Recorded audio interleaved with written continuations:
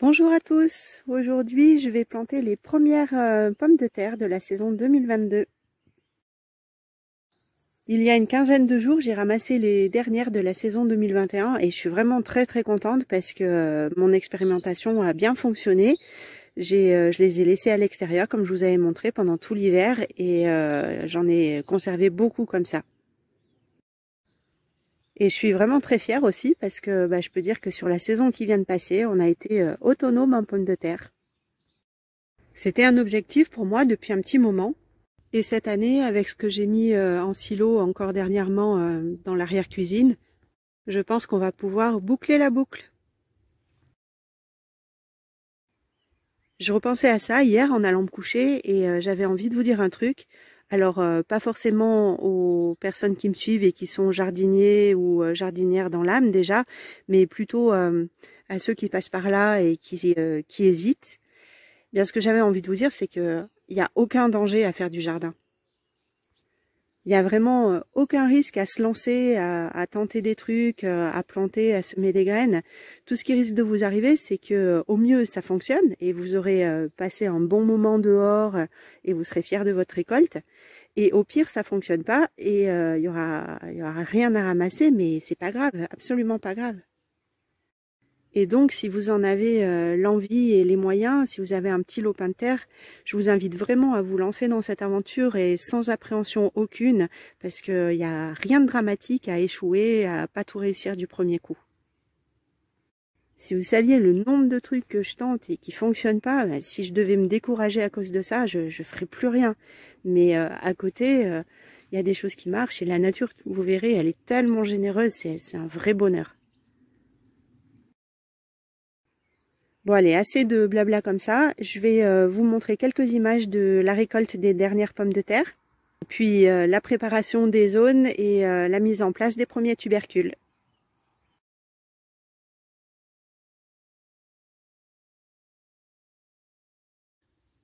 Bon j'ai bien l'impression que les poules ne veulent pas que je laisse les pommes de terre en terre. Elles me grattent tout. Elles en ont sorti plein.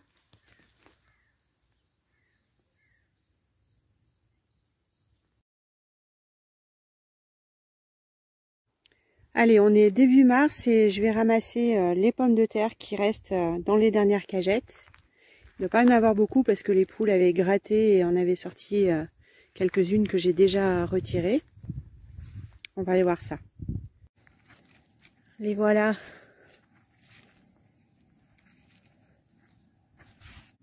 Alors, j'en ai 2-3 petites.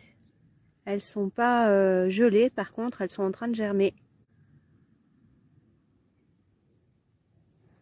Là, j'ai l'impression qu'il y en a des plus jolies.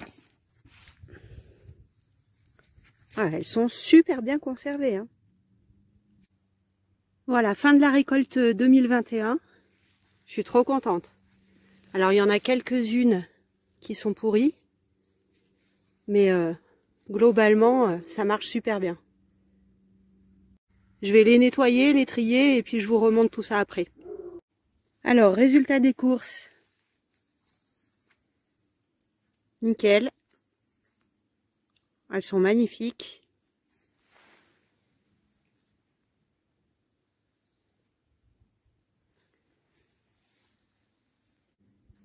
Et là, j'en ai deux qui sont trop vertes pour être consommées. Une qui a été grignotée.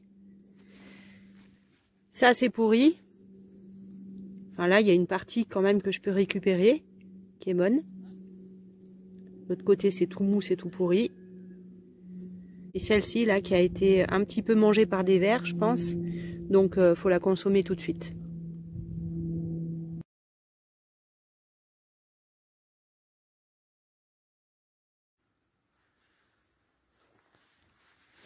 Alors, je commence d'abord par retirer ce qu'il reste des anciennes cagettes. Et je mets les résidus de côté pour les réutiliser. Je ratisse l'emplacement avant de remettre une cagette toute neuve. Pour ça, j'utilise des grands modèles, hein, genre des cagettes à choux. Au fond, je remets les morceaux en décomposition là que j'ai récupérés. Et par-dessus, je rajoute le contenu de la cagette d'à côté, qui est maintenant un beau mélange de terre et de matière compostée. Ben là, j'en avais oublié.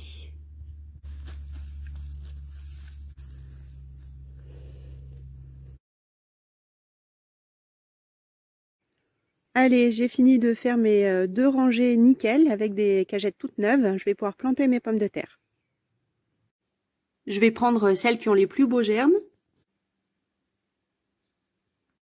Et tout de suite, j'en ai ressorti d'autres pour renouveler le stock.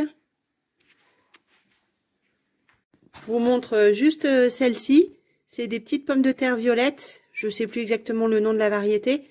Donc ça, c'est des petites pommes de terre que j'ai achetées de consommation à la Biocoop. Et je les ai gardées jusqu'à maintenant. Et je les mets à germer. Elles ont commencé, elles étaient dans le petit frigo. Et là, on voit juste les petits germes qui commencent à sortir.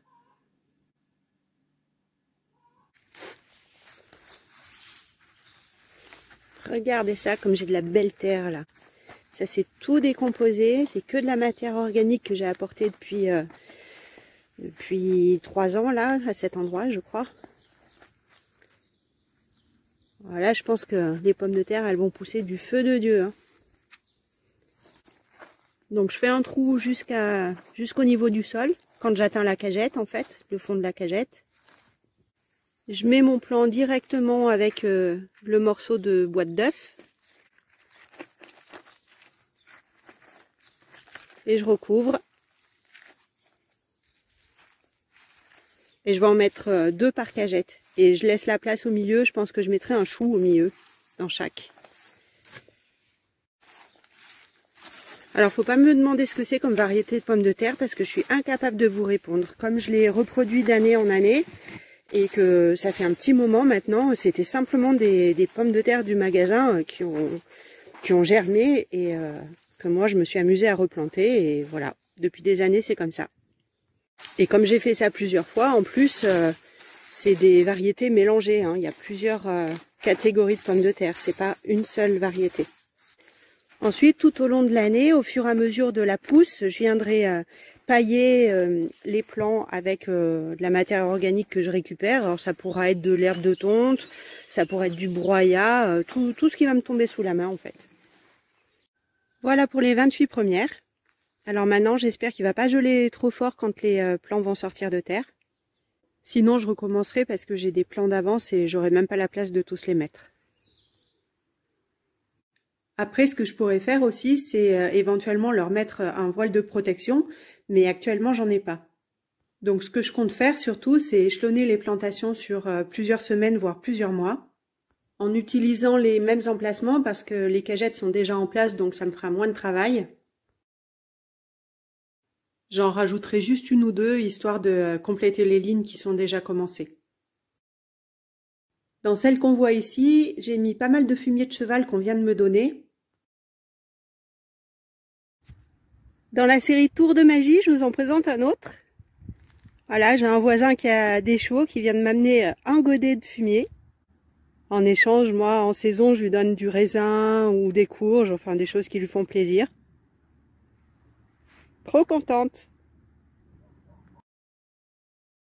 J'essaierai de compléter plutôt avec de la matière sèche et carbonée pour équilibrer parce que j'ai peur que ce soit un peu trop riche comme substrat. Et puis dans la rangée tout en bas, j'avais commencé à mettre un peu des déchets là tout au long de la saison. Je vais vous mettre quelques images. Et j'avais ratissé tout ce qui est en dessous qui était comme paillage l'année dernière que j'ai rajouté dans les cagettes. Petit à petit, tout ça va se remplir et au fur et à mesure, je planterai les pommes de terre. Pour finir, je vous invite à déguster une omelette aux inflorescences de choux avec une petite salade du jardin et évidemment des pommes de terre sautées. Alors là, on a une repousse de choux, de je ne sais plus quelle variété, qui est en train de monter à fleurs. Et je ne veux pas la garder, donc je vais la récolter. Et toutes ces inflorescences, je vais les poêler et les passer dans ma petite omelette de ce soir. Et on peut faire ça avec tous les choux. C'est très très bon en fait, tout est comestible, ça passe très bien, c'est un peu comme des brocolis finalement.